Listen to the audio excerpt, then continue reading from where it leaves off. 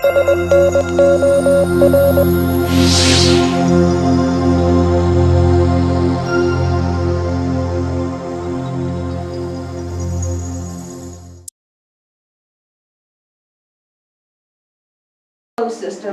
flow boiling, condensation systems, and how these fluids and systems have behaved in microgravity as compared to here on Earth. She has been at the NASA Glen for over 28 years. She supports many education and outreach activities, currently works with high school students who design and fabricate hardware, soft goods, and prototypes for NASA astronauts. She is the author of several scientific papers and contributing author to Frontiers in Propulsion Science. Hi, Nancy. She is a Girl Scout troop leader, enjoys playing golf, reading science fiction and fantasy books. Nancy also does a tremendous amount of work with the youth. She has done a lot of programs with Girl Scouts, and I'm not going to spoil her presentation. Nancy, welcome to SCARS. Hey, welcome. Hi there. Yeah, I do have one question. I haven't used Skype in a long time. Is there a way for me to share a presentation so you guys can see it? Yeah, you should be able to share. Mark, walk her through Share it. your screen. Okay. You see that? Hold on, let me. All right, where is the take a snapshot? Oh, I see share screen. There we go. There you go. Okay. All right, let's see. So are you able to see that presentation? We see you right now. Okay. All right, I see share screen. Oh, no, start. I guess it'll help if I hit the button that says. There we go. That's it. Okay, so can you see the picture on the screen now? Yeah. And it shows the space station? Yeah. Yes. Okay, good.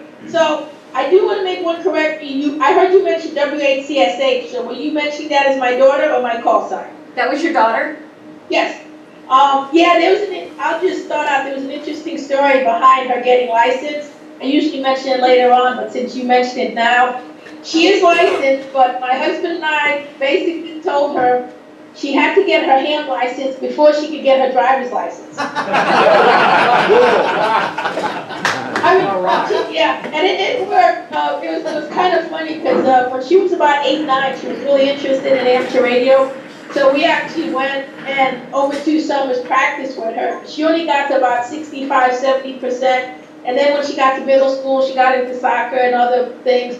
So it kind of fell to the wayside. And then again, like I said, in 15 and a half years old to the day, she told me I can get her driver's license.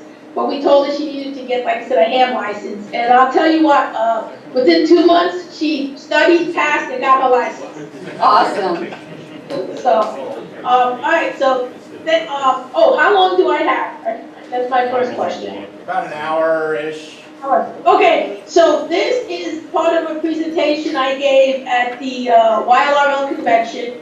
So, like I said, if anyone has any questions, by all means, just holler, yell at me, and I'll try to stop. But this is kind of an outline of what I talked about, and I'm probably going to do the same thing, give a little background, some of the ham radio stuff I did, I'm involved in. And then I'm going to talk about what is microgravity, because that's the area I work in, and to just give you a little background and then NASA research. So, yeah, so you guys heard a lot about me. I'm a fluid physics researcher, manager for a facility called the Fluid Combustion Facility. I grew up in Brooklyn, New York. As a kid, I love science fiction, and I love science and math. And 6th grade, I knew I wanted to be a scientist. My education background is I got a bachelor's of science in space sciences from Florida Institute of Technology. And then while working at NASA, I was able to get my master's degree in mechanical engineering. And I've been working at NASA since 1990. On the left here is a picture of astronaut Mike Folsom. One of the neat things with the things I do is I get to meet lots of astronauts as I'm training them on how to use my experiment. And Mike Folsom was actually a Boy Scout leader. And one interesting story with him is his troop did not realize he was an astronaut until he went up and they saw him up in space. He was a typical guy like everyone else, so it's like, and basically astronauts are people too, but like I said, we have lots of fun with them. With regards to my amateur radio journey, I got licensed in 1989 in Florida, and I actually got into the hobby because I liked the Morse code. I met, well, as a kid, I had the little walkie-talkies, and they had the little Morse code, and it had the dit dots. I didn't know how to do it, so we would try to hit the button and do dots and dashes. And then I remember walking around, like I said, with my boyfriend at the time, is my husband now, took me to the ham station. That's when I heard Morse code, and I thought that was real neat. So he gave me a code key and wanted to code practice, and I remember practicing. At least learning his call, and he was real impressed with that. And then he told me about the amateur radio exam, and I practiced and took it. And then I upgraded from general to extra in 1992. And there's an interesting story in this, so I'm going to tell you guys. You guys get a kick out of it. So, like I said, I was licensed in '89. And then after I graduated from college, I came to up here in Ohio. I was in college in Florida. My husband graduated a semester later. He ended up getting a job in Georgia. So by then I had gotten my technician, because when I got licensed, your novice was only good for about a year, and then you had to get your technician, otherwise I think you would lose it. So he suggested I get my general license, because that way we could talk more on the, on the different bands, because you were limited. Actually, I don't even know if you had HF at the technician, but he suggested I go through general. So I went. And I'm trying to think. And it was kind of interesting when I went to get the general exam. What they usually do at that point is they have you practice for the if you're going for like 13, they have you do the 20 to get the 13 out of the way and stuff. So I went, like I said, I got the general, and then I'm trying to think how it was. I think I know what I did. I missed. I did not quite get the code. I passed the the exam. I didn't quite get the code, but I found out there was another exam session 2 weeks later. So I went there, and like I said, when I went for the code, I missed passing the extra code by a point.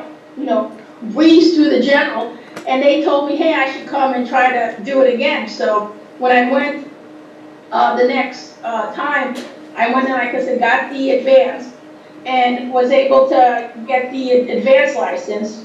And I remember when I got the advance, I mentioned to my husband, hey, I got the advance, then I passed the 20 minutes for extra. But again, this time I hadn't really practiced for the extra exam, so I didn't quite get that. So I remember mentioning that to my husband, and he was in advance at the time, so he didn't want me to get his license before him. So he actually found a session a day before mine and got his license a day before I did. And the interesting thing is, back then, you had to wait till the FCC processed an exam before you could get yours. So even though I got my extra day after I did, if you look at our original license, it shows a 3-month gap in there. But yeah, but like I said, we had fun doing that. I had fun doing special event stations, and I think it was mentioned some of the other stuff I've done.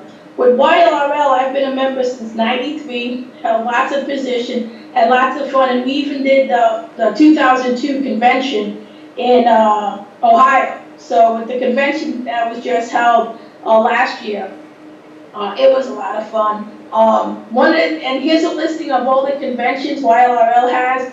Like I said, I've had a lot of fun attending them, visiting, including the one in Oklahoma City, just meeting the YLs I haven't seen, and also meeting new YLs. And we do lots of different things each time. And the YLRL conventions are held every 3 to 4 years. Sometimes we try to have it set up with one of our anniversary, like the 60th anniversary and the 75th anniversary, and it's real fun.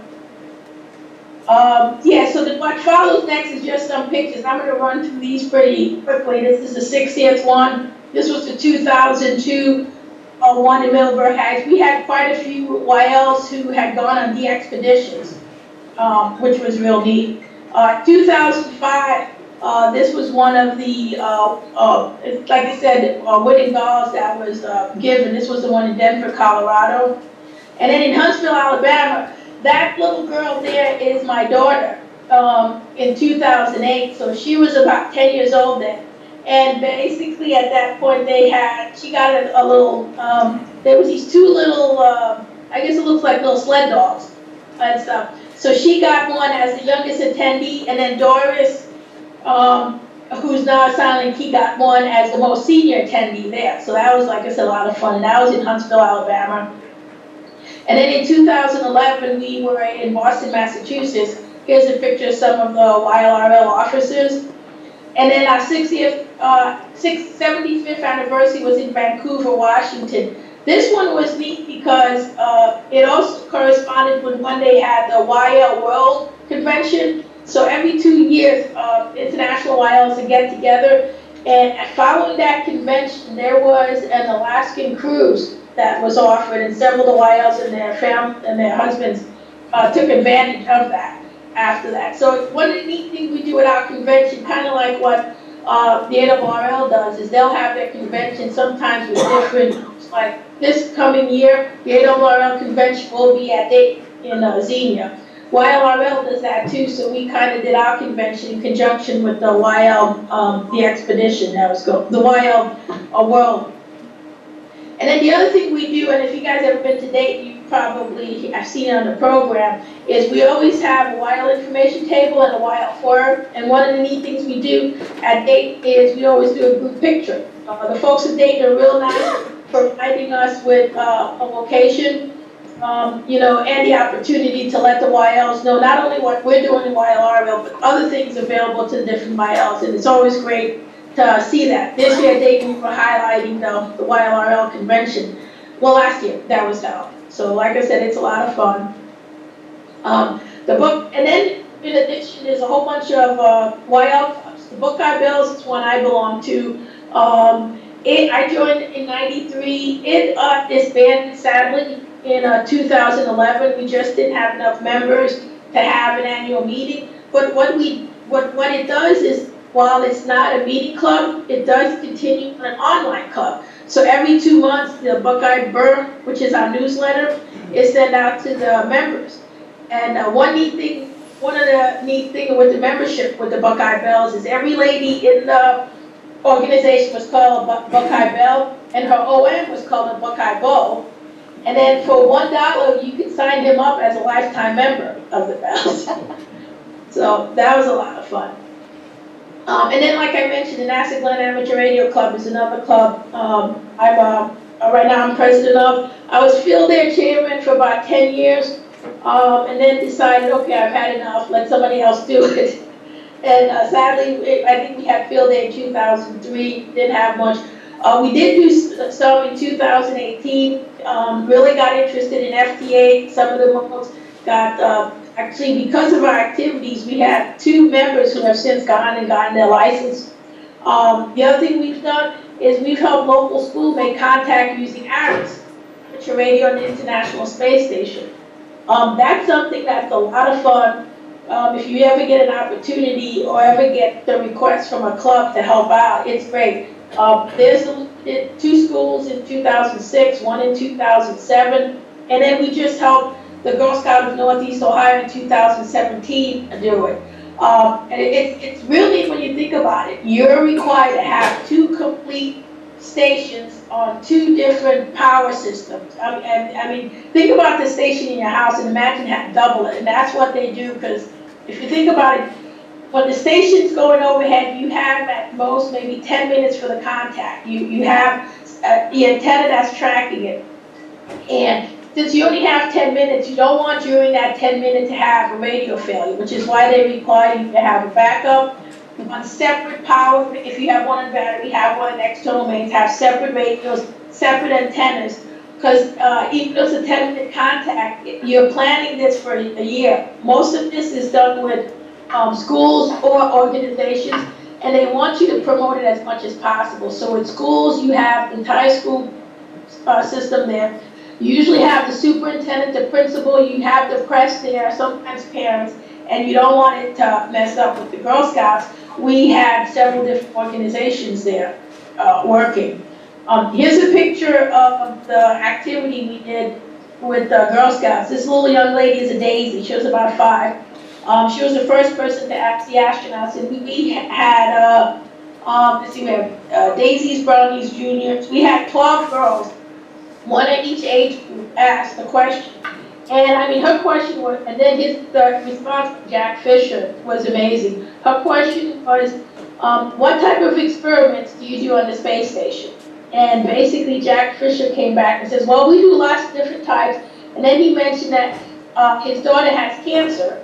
So one of the research he's doing is looking at different types of cancer drugs and see if they can make them in space and make them purer forms so it can eventually help, heal people who are suffering from cancer. I mean, this was the first questions. Everyone there's like, oh my goodness.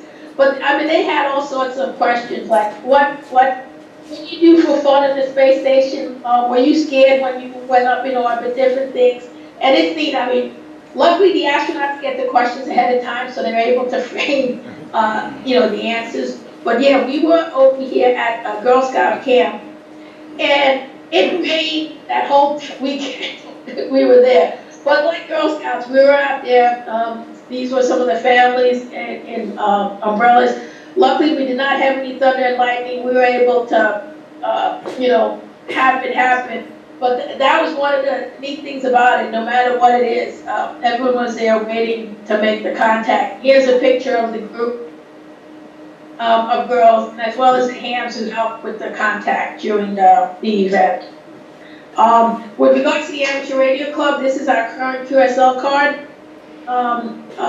Because we're the NASA Glenn Amateur Radio Club. Prior to that, in 1999, we were NASA Lewis. So that's one of our older cards there. And then we just ended this year-long NASA on the Air event. So if anyone's worked us, your certificates are available for download, and we're also sending QSL cards. So this was a year-long event that ran from December 2017 through December 2018, which started with the Apollo 17's 45th anniversary and ended with the Apollo 8 50th anniversary in December. So the NASA Glenn Amateur Radio Club, we made about 2,000 contacts, and I think JSC led the numbers. They made close to maybe 8,000 or 9,000. So like I said, it was a lot of fun, and we're thinking of making it an annual event. What we are planning for is the 50th anniversary of Apollo 11, which takes place. So we'll be on the air again. We did this for the 45th anniversary. We had a card, a certificate we made where all the NASA centers were on the air and different people were trying to work them. So we're going to do that again. Here's a picture of where all the different NASA centers are across the country. You can see Glenn up in the Ohio area. Further down south, you have Johnson in Texas, Marshall in Alabama, and then you have Kennedy and the other NASA centers. The International Space Station.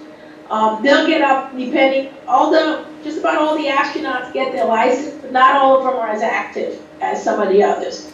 So, and then this is the special event QSL card that we sent to anyone who made contact with us this past year. Okay, so let's see. I'm about to get into a discussion about the work I do at NASA. Before I do that, I figured I'd stop here and see if anyone had any questions, at least about what I've done from an amateur radio standpoint. Do we have any questions? No, it doesn't look like we have any questions. Okay, well then I will get into a little detail about some of this of my work. Let's see, this. All right, so do you see the ISIS research at GRC on the screen? Yes, ma'am. Okay. Are you able to see the mouse as I move it around? Yes. Oh, perfect, good. So, with regards to the International Space Station research we do at Glenn, the group I'm in tend to break it up into 4 different areas, what we call ground-based research, and we refer to that mainly because we're using facilities that's on the ground. We have our drop towers, we have our low-G aircraft, which has the nickname Environment Comet, which I'll tell you a little bit more about.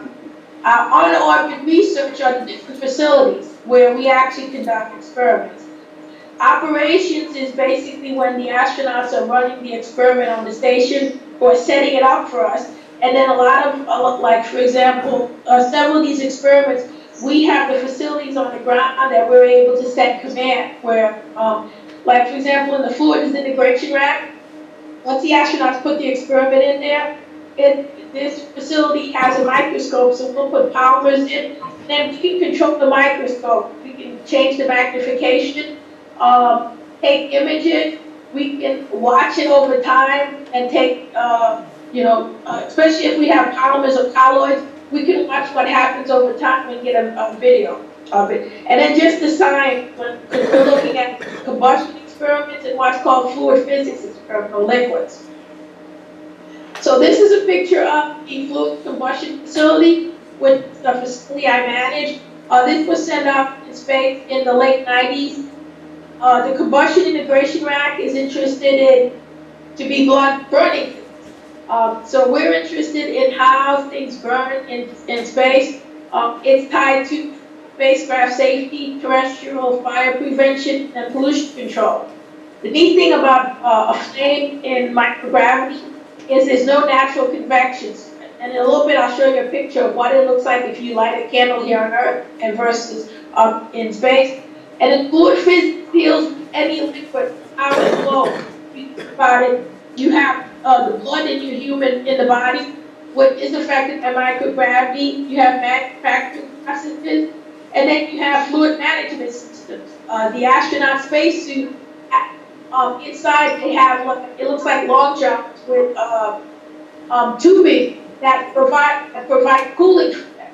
When the astronauts are in a spacesuit in space, if they're facing the sun, the temperature could be almost 200 degrees. When they're in the shade, it could be almost minus 200 or minus 100. So that large change in temperature, they need to be protected. So we have fluid systems inside there.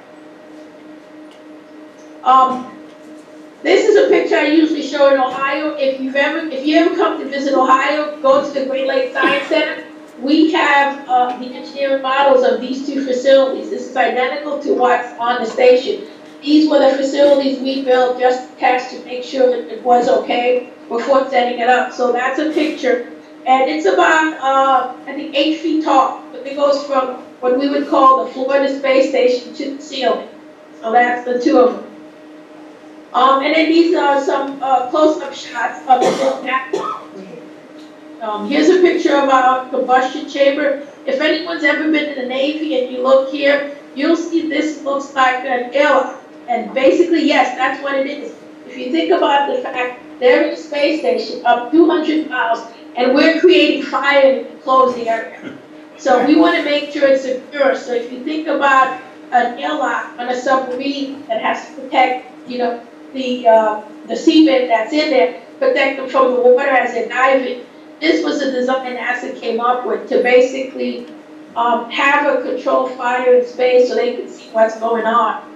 And it's not easy to see here, but along the inside here, we have all these different sensors, pressure transducers, gas sensors that's measuring how much with the fuel, is it releasing any soot, all sorts of information. This one here, on the far right, in astronaut Fraioli, this is the microscope I was telling you about, where in this area you can put samples. Katie Coleman over here is working in an area we call the maintenance work area.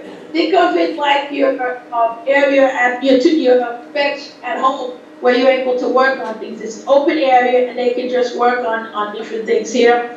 Scott Kelly, the astronaut who was up for a year, this is the microgravity glove box where we have able to do small experiments in a contained area and have cooling and heating in there.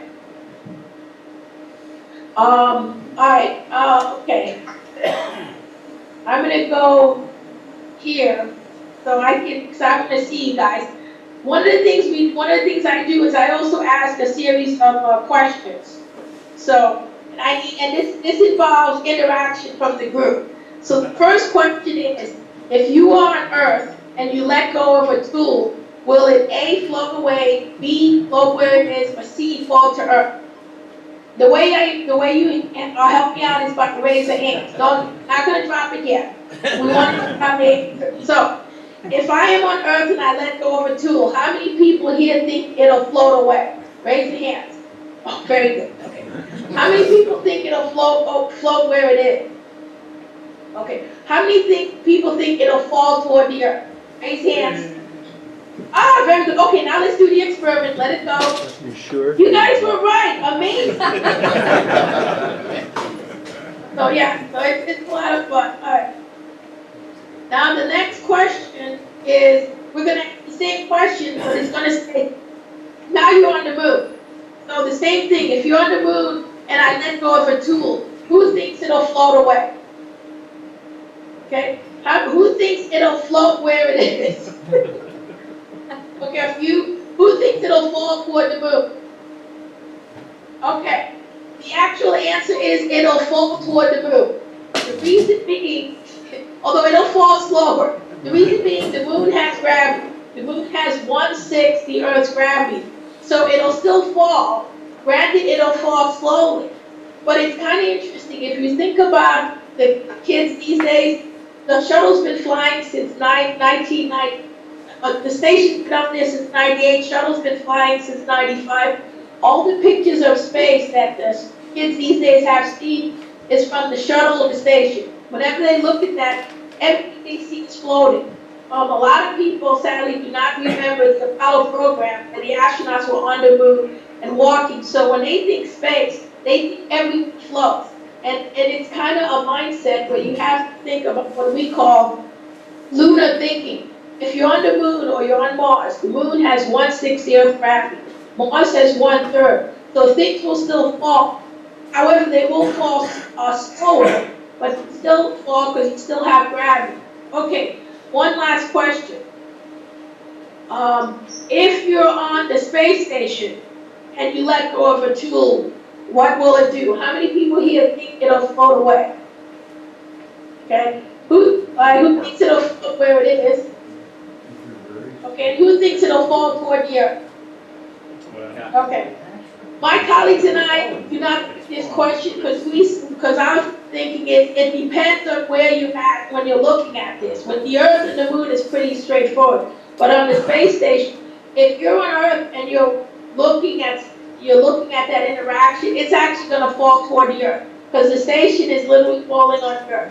If you're in the space station and you let go of it, yes, it'll float where it is. So, all right, you guys are wonderful students. Okay, so we'll get back to the presentation here. So, all right, get that. All right, so usually the other thing I do with students when I talk about gravity, I actually have them ask, tell me what is gravity. We'll just tell you, a lot of people know, and we had that nice little demo by the hands with the wrench showing gravity falling down. Gravity is a force of attraction between two masses. That's the scientific term. For there to be no gravity, that means there has to be no mass in the universe. So the term zero gravity is a term a lot of us scientists do not like use, because as long as you have two forces, or the two masses, you'll have a force of attraction. Here's another way of demonstrating what microgravity is. Say you're standing on a scale, and the scale is on the elevator. The scale is reading your weight. What it's reading is the force of gravity pushing down on you. Right now, the floor is stopping you from falling to the center of the Earth. Gravity is a constant force. If the floor was to disappear, you would start falling toward the center of the Earth. So that's what gravity is. And that's the key thing. And the constant force that's always acting on you, the scale is reading that force. Now, when the elevator goes up for a split second, it's pushing against gravity, so you feel heavy. If you look at that reading on the scale, it would be a little higher. Similarly, when the elevator goes down for a split second, you're lighter. So you'll see that reading on the scale actually decrease.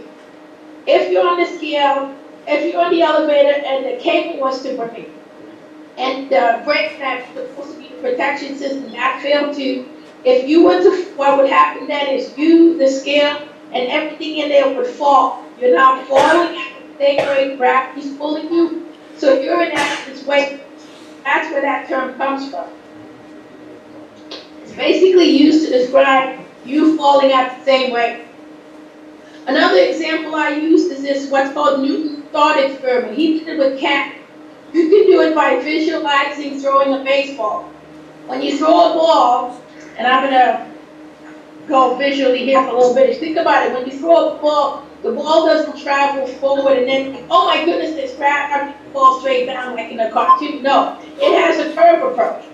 If I throw the ball, and you could look at it, I've done it in classroom where you take a piece of paper, crumple it up, and throw it across the room, and have the students look at the shape. So it's basically following a curve. So that picture I showed you, I'll put it up in a little bit. Newton theorized if you throw an object, and in our case we'll assume it's a ball, if you throw it, it'll curve.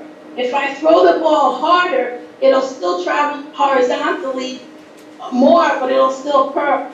Due to its curvature. If I was strong enough and I could throw a ball at 17,500 miles an hour, it would literally fall around the earth. That's what's happening to the station and the crew. They're in a state of free fall, but they're traveling at the right height, at the right speed, that they're continuously in orbit. But that orbit is referring to as them falling around the earth. That's why they're in free fall. That's why they're weightless. They're weightless because they're in free fall. They're not weightless because there's zero gravity.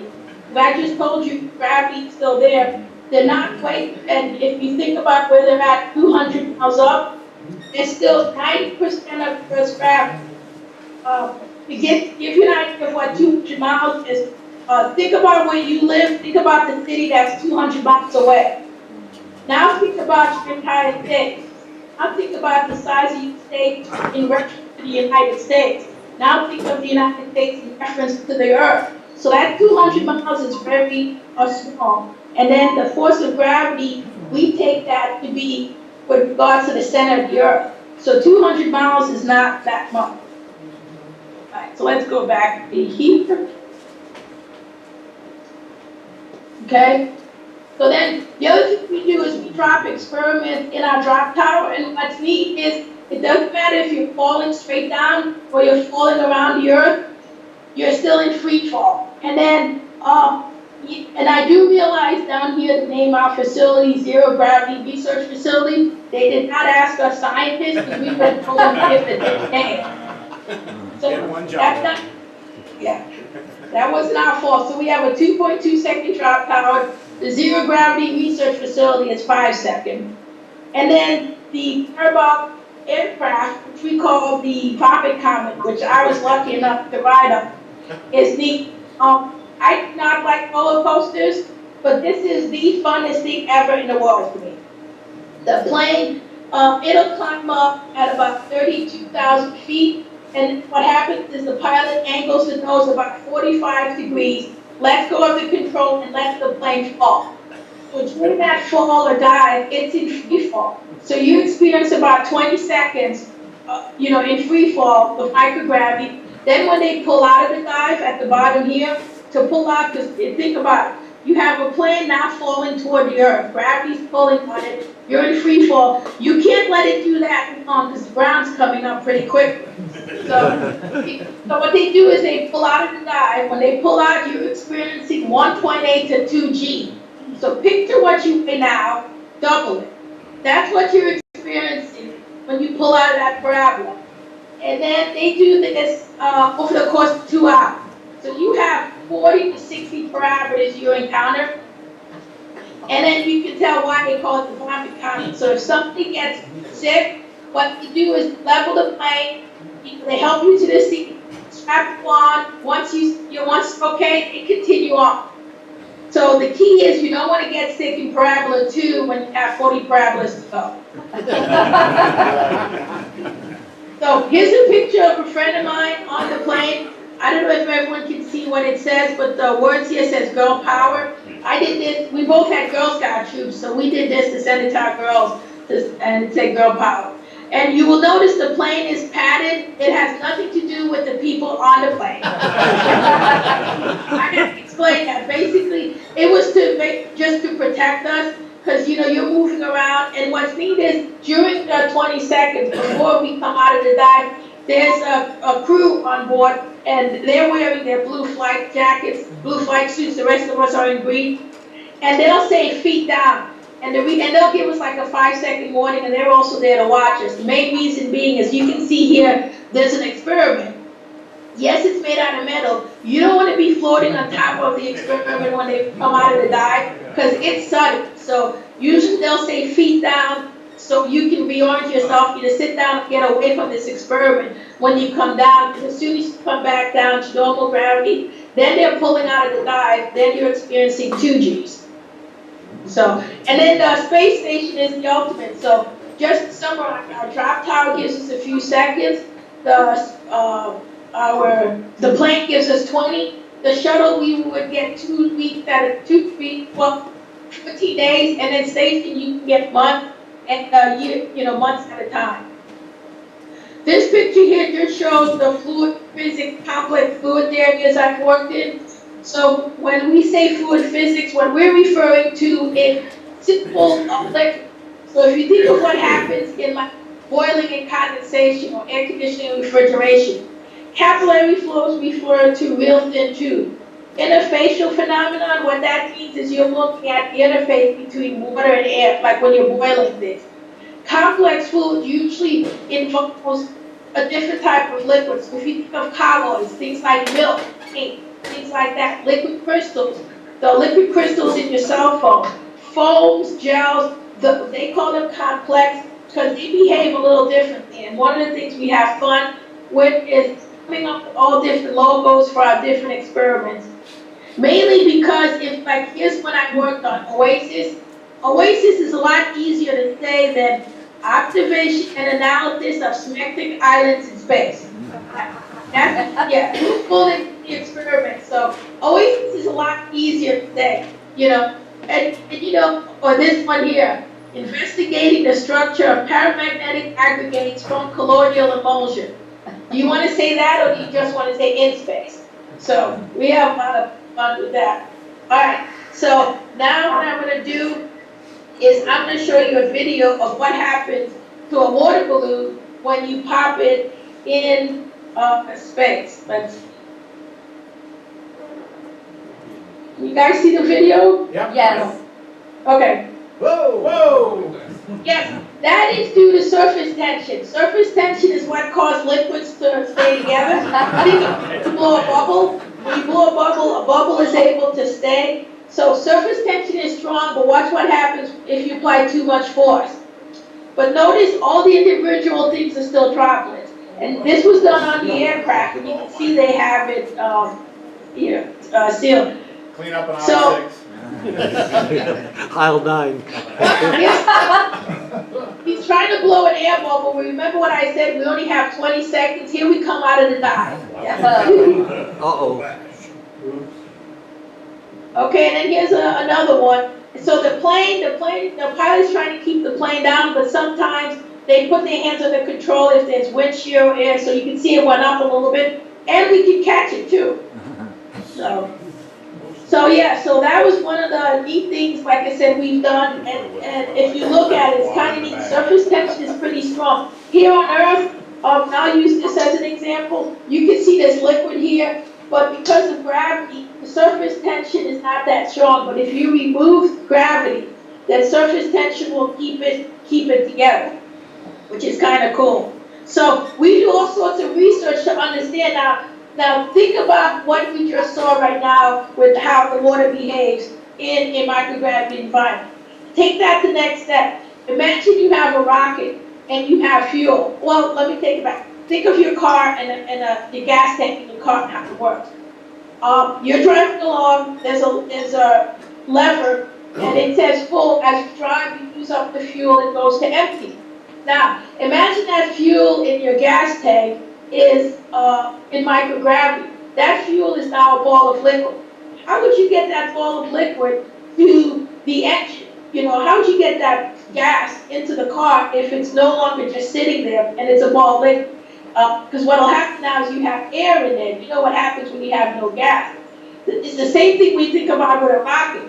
We want that fuel to get to rocket. We don't want air. So those are the sort of things, because of the testing that we've done, we have to understand. Sometimes we'll use what we call baffling. we'll keep the liquid and move it.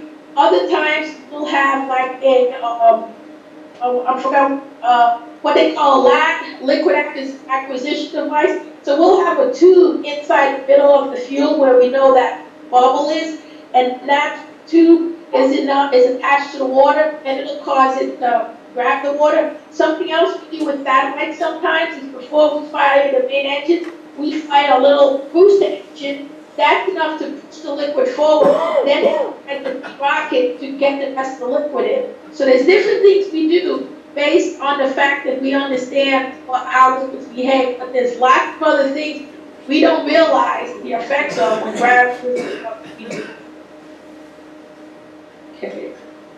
So I mentioned liquid crystals, that my Oasis experiment. Liquid crystals like the LCD display, these are some of the different technologies NASA's working on. Orion, the vehicle to go, we're planning to send to the moon, and has a virtual control cockpit. Think about these flexible, transparent displays where you can write on. Think about your cell phone. One of the interesting things with liquid crystals is made up of unique layers. Unlike water, which is one big molecule, a liquid crystal is this layer. That's why on your cell phone, for example, I know a lot of you probably, has this happened to you, or probably most likely your kids. How many people here have a cell phone with a cracked front face? I do. Or don't? Yeah, Flip phones, yeah. Yeah, flip phones. Think of your flip phone, so even like an iPhone or another phone where it's cracked. Basically, what's happening there is it's a different layer that's cracked. Because I've had friends who have cracked cell phones, and then they can still turn it on, they can still swipe. That layer that's used for swiping is not the liquid, is not the layer that has deformity, which is how we caused it. So, alright. So now let's get into combustion. So everyone's familiar with the combustion, what a candle flame looks like in one cheek. Everyone's had a birthday, or kids have birthdays. That's what the candle flame looks like. This is what it looks like in microgravity. So notice what you see immediately. And you don't have that hourglass shape. That's because you don't have what's called natural convection.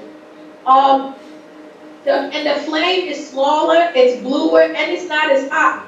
And oxygen diffuses slowly in microgravity. And recently, we found some materials that we could not burn here on the Earth. We were able to burn in microgravity. So if you think about the fact that this is being formed without soot, and soot is a byproduct of burning things, we're trying to understand under what conditions. Something else that's interesting about this is if you light a candle in microgravity, it'll extinguish itself because there's natural convection. So what happens is NASA actually has forced air in the space station, because otherwise the astronauts, if they're sitting there breathing, they could actually suffocate. They'd be breathing as they breath with no natural convection. So they have forced air in the station. So if you think about it, if there's ever a fire now, you have a path that fire follow. On the shuttle, we had like halon type fire detectors. Yes, halon is not good, but if you think about it, the shuttle could always return to Earth. If it went up, the astronauts could get in their spacesuit, come back to Earth. On station, they can't use that because they're on it for a month at a time. So they have like particulate counters that measures the amount of particles in the air to detect is something emitting too much materials or particles. And they're still doing lots of testing on that.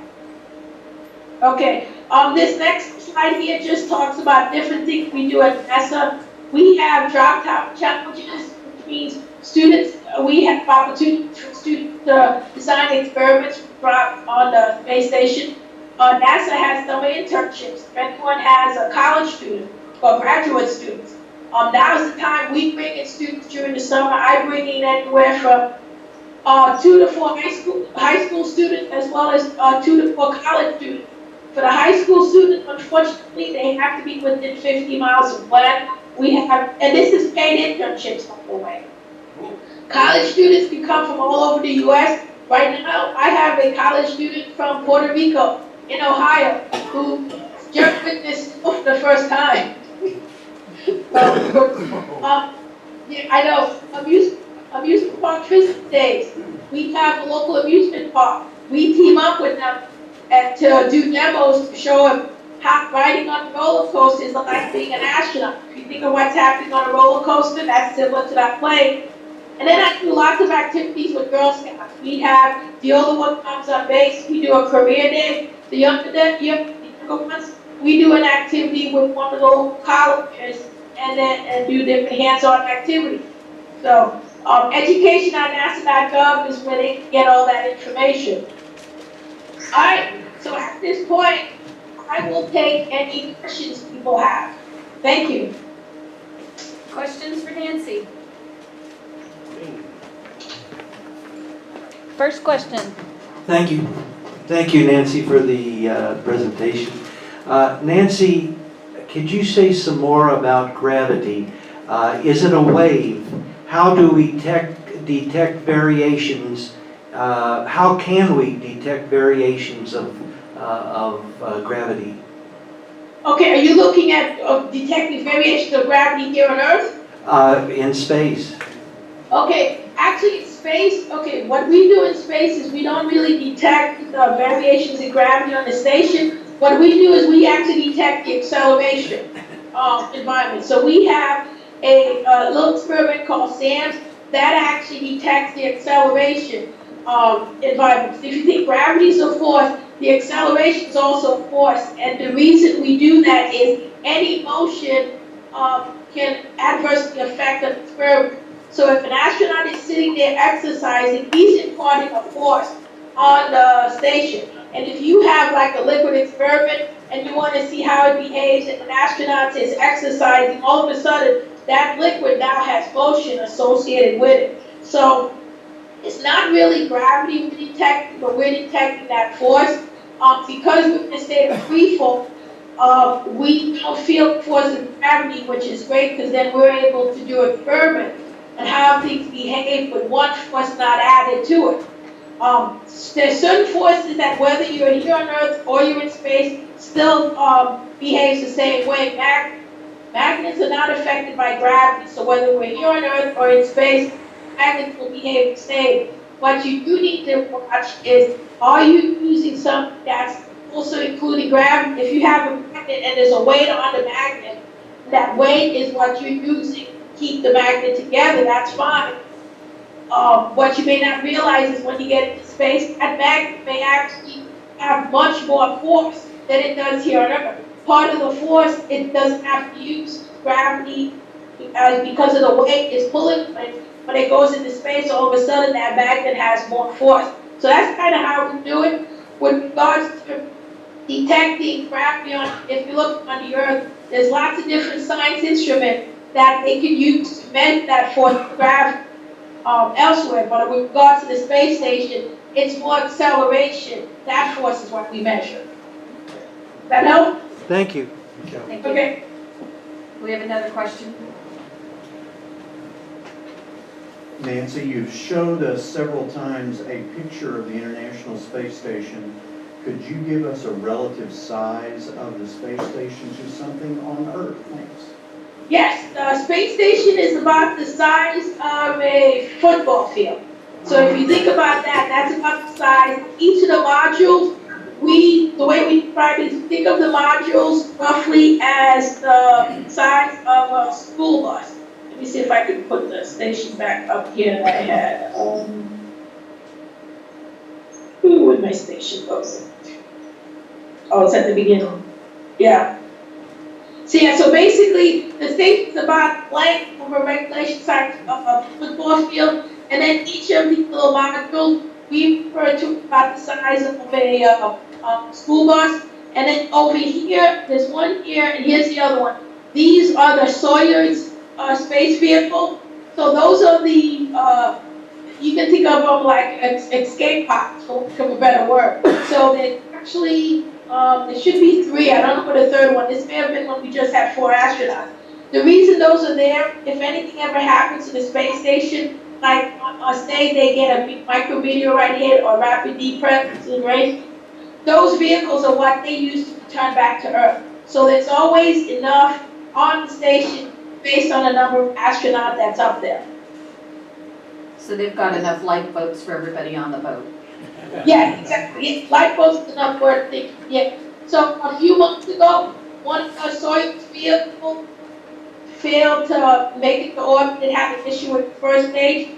It came back to Earth. So when the two crew came down, they did not send any others up, so that vehicle went back up. Any other questions? Over here? Got two. Hi Nancy, so the question I have is pertaining to the astronauts. And as far as I understand, they exercise in order to keep their muscle tone up, to keep the muscle atrophying and the lack of gravity. My question is, how does it affect their circulatory system, and how does the heart keep the blood pumping in the lack of gravity? Okay. No, that's a very good question. Capillary action is something that is not affected by gravity. A lot of your circulatory system and your other systems, think about this, and I don't think I've done it, but other people have done it. This is the example they use. Try standing on your head and eating something. Food will still make it to your stomach, is the example they use. So there's different parts of your body that adapts very well. The heart, you're correct. The heart, because you don't have the force of gravity acting on it, heart doesn't pump as much. That's why they exercise. Astronauts lose 1% bone mass each month they're up there. Wow. So they exercise 2 to 4 hours every day. And again, like you said, to keep the heart pumping and to keep that, that pressure on the heart. Because the heart realizes it doesn't have to pump as much, so it slows down. Your bone doesn't have the force of gravity. A lot of ladies like this. I tell them, stand here on Earth, we're actually exercising because gravity's pulling on you. On the station, you need to keep doing that. If you are not exercise, being on the space station for 6 months is basically like laying in bed for 6 months and not moving. Think about if you've ever broken it off and you've had the cast and you take the cast off, you can see it though. It takes a while for you to get that motion back. So yeah, that's something we've learned over time. The circulatory system, the respiratory system is not area of expertise, but I do know exercise. Weekly, they're always doing tests on the astronauts, taking blood, doing different things to see the effects. We also know there's lots of vascular effects. When the astronauts come back down, they've had issues with their hips, their bones. They've also noticed there have been issues with their eyes, too, when they've come back. So they're still looking at it. They have a lot of research and data. And like I said, it's just a constant approach to make sure they stay safe. They've now limited the length of time some of the astronauts can go up there because they haven't done all of the testing on them and early experiments. So but that's as much as I know about that. But if you have any specific questions that I can't answer, let me know and I can forward it to my colleagues and I can get you answers too. Any other questions for Nancy? Oh, one up front.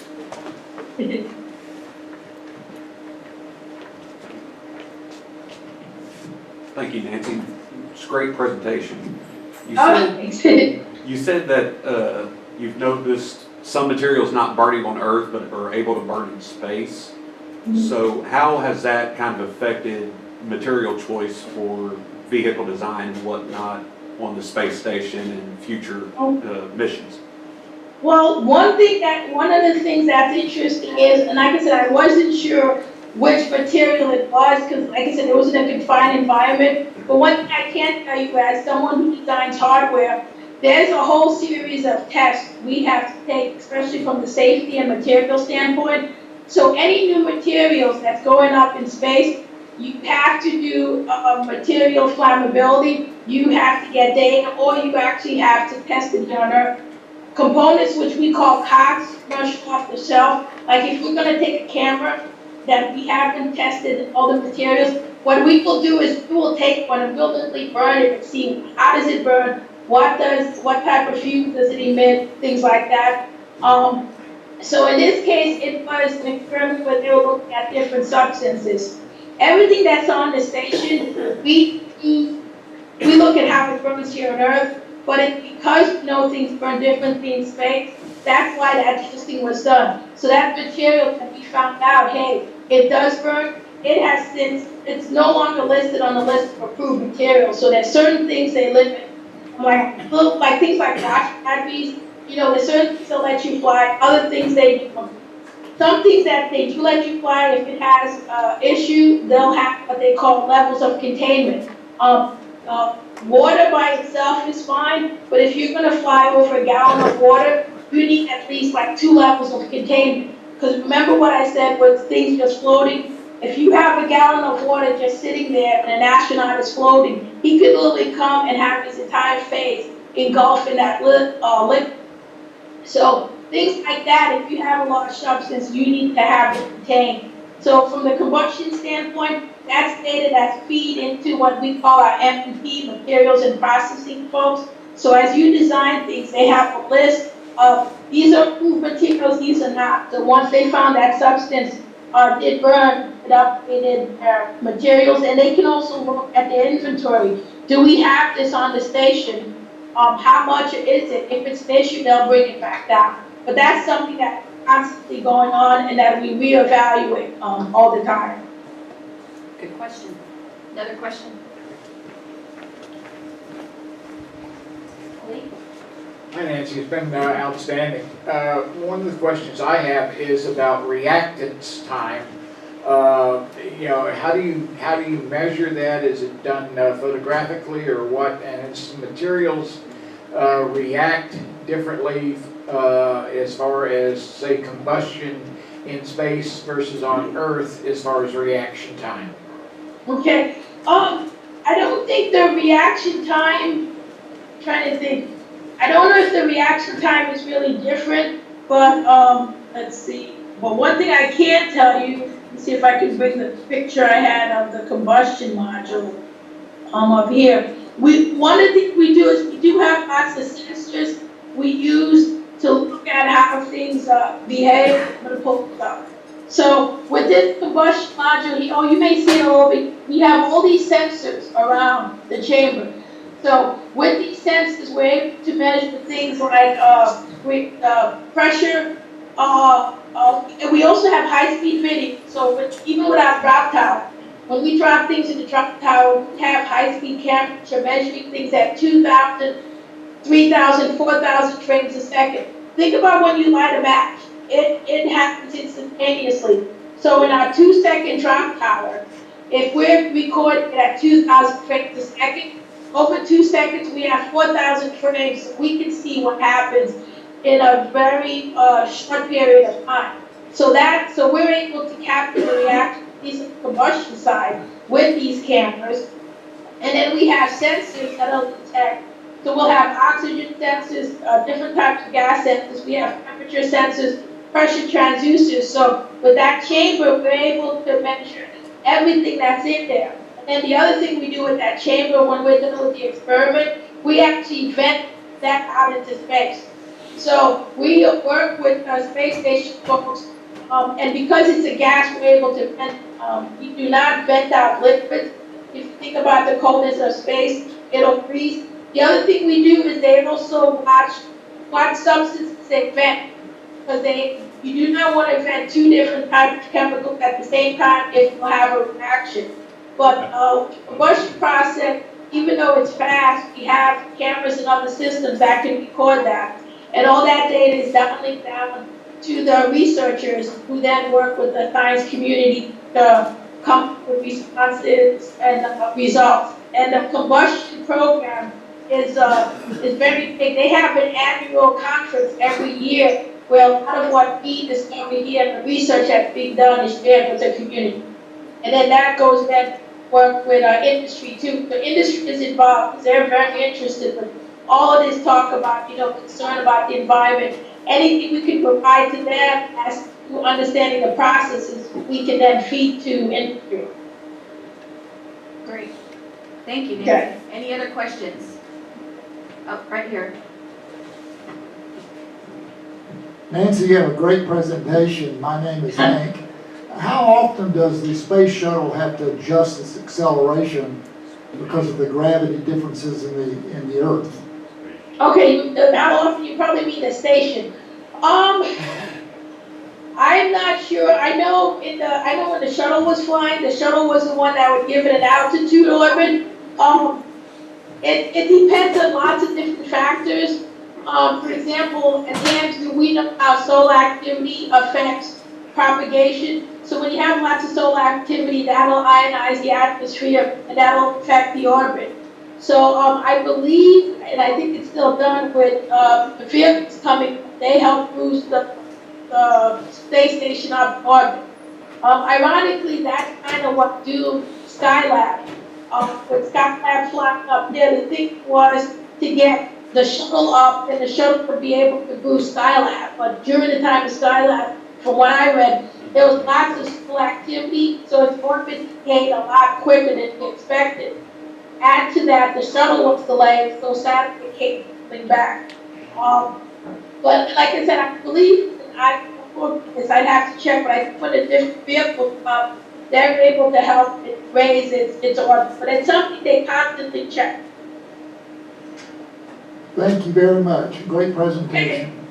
Thank you. Any other questions? Going once, going twice. Nancy, that is all of our questions. Wow, what a fantastic presentation, and thank you for coming in. I'm glad you were able to talk about NASA because the government is back open. Oh, yeah, we're all happy too.